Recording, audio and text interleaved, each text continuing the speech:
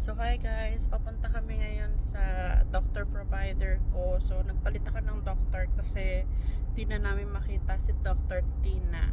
And hindi na namin alam kung nasan na siya. So magpapalit ako ng doctor. So ito yung daan namin. Ayan.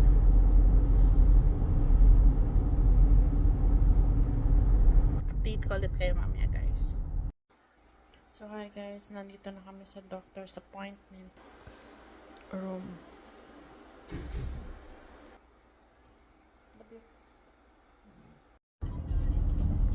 Pauwi na kami. So ito yung